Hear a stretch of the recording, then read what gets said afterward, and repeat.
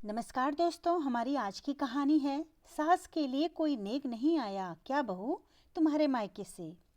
भीगी पलकों से श्रुति मायके से विदा होके ससुराल की चौखट के सामने आ गई थी।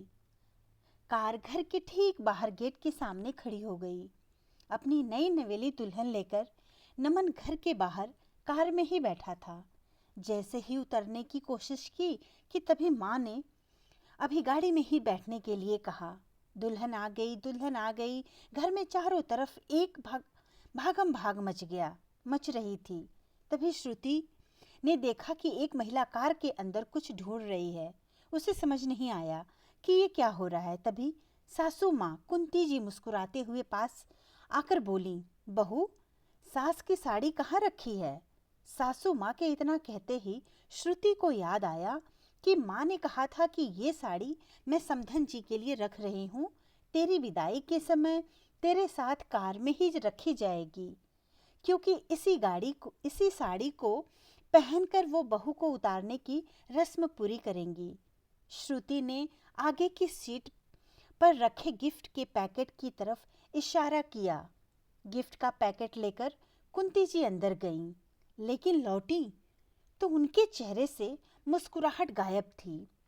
श्रुति ने घूंघट से ही देखा तो उन्होंने वही साड़ी पहनी थी जो उसकी माँ ने दी थी। वहां मौजूद औरतें साड़ी की तारीफ कर रही थीं, लेकिन कुंती जी को साड़ी नहीं पसंद आई थी। उन्होंने बहू के गृह प्रवेश की सारी रस्में की। गृह प्रवेश के समय दरवाजे पर ही उसकी ननद रंजना ने दरवाजा रोका और भाई से कहा, बिना नेग लिए अंदर जाने नहीं दूंगी। अच्छा खासा नेग तो चाहिए ही मुझे, आखिर इकलौती बहन हूँ तुम्हारी, लाओ मेरा नेग। नमन ने कहा, अरे रंजना तू भी ना, चल जाने दे अंदर, परेशान मत कर, वैसे भी रात भर जाकर थक चुका हूँ, कल ले लेना, अभी तो नहीं है मेरे पास। तभी रंजना बोली, क्यों, आंगन में तुम्हें खिचड़ी खाते समय तुम्हारे ससुराल वालों ने तुम्हें नेग नहीं दिए? वैसे भी इतना बड़ा संयुक्त परिवार है भाभी का। तब नमन बोला, अच्छा वो पैसे मिले तो हैं, लेकिन मैंने गिने नहीं। तब तक नमन की बात को बीच में ही काटते हुए कुंती जी ने कहा, रंजना बेटा जाने दे अंदर, सबको देना लेना नहीं आता, इसके लिए तो बड़ा दिल चाहिए। मुझे मिली साड़ी देखकर तुझे ये बात खुद ही समझ जाना चाहिए था। वहां मौजूद सबके बीच में इस तरह कुंती जी का व्यंग करना श्रुति को बिल्कुल भी अच्छा नहीं लगा। लेकिन श्रुति अपमान का घूंट पी के रह गई।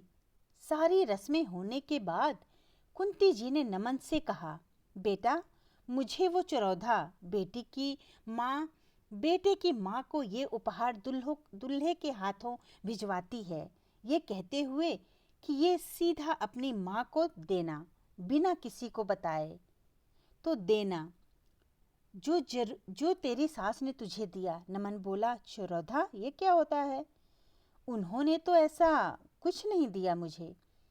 कुंती मुंह बनाकर बोल पड़ी, हे राम, कितने कंजूस और बेशरम निकले तेरे ससुराल वाले। चौराधा की रस्म में एक उपहार ना दे सके, कुछ नहीं तो नेग में 101 रुपये ही दे देते कि बेटा दे देना अपनी माँ को। तब नमन बोला, अच्छा तो वो, हाँ उपहार तो दिया मुझे उन्होंने, ये कहकर कि मैं बिना किसी को बताए सीधा आपको दूं। लेकिन ये चौरौंधा है ये मुझे नहीं पता था, रुकिए अभी लाता हूँ। कहते हुए नमन ने कमरे से लाकर एक उपहार अपनी माँ को दिया।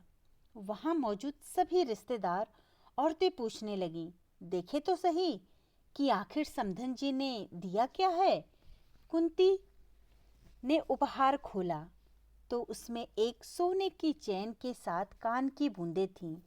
सभी तारीफ कर रहे थे, लेकिन अभी भी कुंती जी का मुंह टेढ़ा ही रहा। फिर बोलने से रह भी नहीं पाई, कितने हल्के हैं जीजी, ये देखो दम ही नहीं है इसमें, ना वजन, मुझे तो 18 कैरेट का सोना ही दिख रहा है। तभी नमन ने लाकर खिचड़ी खाने के समय जो भी मिले सभी उपहार रख दिए, लेकिन उसमें पैसे की गिनती हुई तो 30,000 निकले।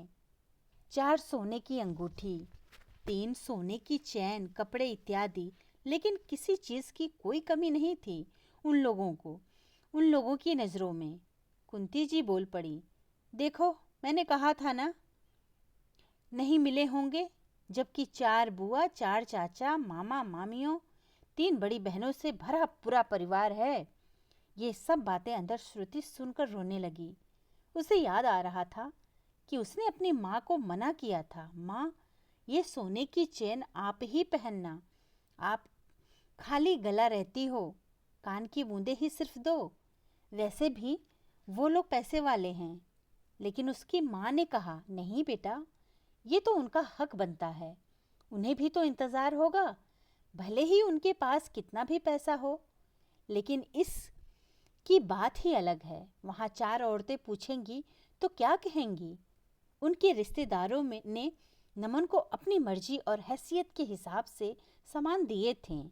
सास के बक्से से लेकर साड़ी, कपड़े, फर्नीचर, बर्तन दहेज में मिले। हर एक सामान में ढूंढ ढूंढ कर कमी निकाली गई, जैसे शादी ना हुई, कोई शॉपिंग करके आए हो। फाइनल बात सबकी ये हुई कि नमन के ससुराल से कुछ भी ढंग का नहीं मिला। श्रुति के चेहरे पर उदासी थी और मन में गुस्सा। लेकिन माँ की मिली सीख से वो कुछ बोल सकती नहीं थी कि बेटा, अब उसी घर में तेरा जीवन बीतना है, तो रिश्तों में किसी बात को लेकर कड़वाहट या मनमुटाव मत रखना। हो सकता है कि हम लोगों की कोई बात या दिया सामान उन्हें ना पसंद आए, तो चुपचाप सुन लेना, कुछ भी पलटकर मत कहना और अपने मधुर व्यवहार से सबका मन, सबका दिल जीतने की कोशिश करना। अगले दिन श्रुति की माँ का फोन आया। उन्होंने श्रुति से पूछा, कैसी है मेरी बिटिया रानी? खुश तो है ना? बाकी सभी कैसे हैं? श्रुति का मन हुआ कि वो अपनी माँ के गले से लगकर जोर जोर से रो ले, जी भर के एक एक बात बता दे। लेकिन अगले ही पल उसे याद आया कि क्यों वो अपने दुख से अपनी माँ को भी दुखी करे। तो उसने अपने आंसुओं पर कंट्रोल करते हुए कहा, सब कुछ बढ़िया है माँ। तब तक फोन श्रुति की बुआ ने ले लिया और कहा, कैसी है मेरी भतीजी? श्रुति बोली, अच्छी हूँ बुआ। श्रुति को समझ में आ गया था कि फोन बुआ के हाथ में गया मतलब यह बात लंबी चलेगी। इसीलिए उसने फोन को स्पीकर पर करके ड्रेसिंग टेबल पर रख दिया और पूजा के लिए तैयार होने लगी। बुआ जी पूछी, ससुराल में सब कैसे हैं? सबके व्यवहार कैसे हैं तेरे साथ? तब तक सामने आए आईने में श्रुति को अपनी सास कमरे में आती दिखी। श्रुति बोली, सभी का व्यवहार अच्छा है बुआ। क्यों, कोई बात है? श्रुति को पता था कि बुआ भी बड़बोली और कमियां निकालने में माहिर इंसान है, तो उसने फोन स्पीकर पर ही रहने दिया। बुआ तो बस मौके की तलाश में थी। तुरंत बोली, कुछ नहीं, बस तेरे ससुराल वालों के नाम बड़े और दर्शन छोटे निकले। भाभी ने कितने महंगे महंगे सामान चुन चुन कर दिए तुझे। एक तेरे ससुराल वाले हैं, मुझे सिंदूर बोहराई की अच्छी साड़ी भी ना दी। सोना चांदी की निशानी तो दूर की बात रही, एक जोड़ी पायल तो दे ही सकते थे। अब तो मुझे बोलते ला जाती है कि मेरी भतीजी के ससुराल वाले इतने कंजूस हैं। और तेरे भाई को भी फेरों के समय लावा परछाई में शर्ट पैंट अच्छा भी नहीं दिया। कमरे में घुसती सासू माँ के कदम दरवाजे पर रुक कर बात सुनने लगी। तब श्रुति ने कहा, बुआ, हर इंसान अपनी तरफ से अच्छा उपहार देने की कोशिश करता है। अब तो बात अलग है कि सामने वाला उपहार भावना से ना जोड़कर पैसे से तोलने लगे। उपहार की कीमत नहीं, हमें देने वाले का मन भी देखना चाहिए। पीछे से श्रुति की माँ ने बोला, बिल्कुल ठीक कहा जीजी बिटिया ने। कमियां निकालने वाले तो भगवान में भी कमी निकाल दें। उनके लिए तो अच्छी से अच्छी चीज़ें भी खराब दिखती हैं, क्योंकि वो कमियों से बना चश्मा जो आँखों पर पहन कर निकलते हैं। अच्छा बिटिया, रखती हूँ। कल चौथी पर तेरे पापा और बाकी लोग जाएंगे तुझसे मिलने। कुछ चाहिए तुझे तो बोल, भिजवा दूँ। श्रुति बोली, नहीं माँ, कुछ नहीं चाहिए। अच्छा मम्मी, अब बाद में बात करूँगी, नहीं तो मैं पूजा के लिए लेट हो जाऊंगी, कहकर श्रुति ने फ़ोन रख दिया। शीशे से श्रुति ने देखा कुंती जी की नज़रें झुकी हुई थीं। वो कमरे में अंदर आने की बजाय बाहर चली गईं। लेकिन आज श्रुति के मन को जो सुकून था कि उसने अपने मन की बात अपनी सास तक पहुंचा दी। लेकिन साथ ही वो मन ही मन सोचने लगी, कितना कुछ बदल गया अचानक।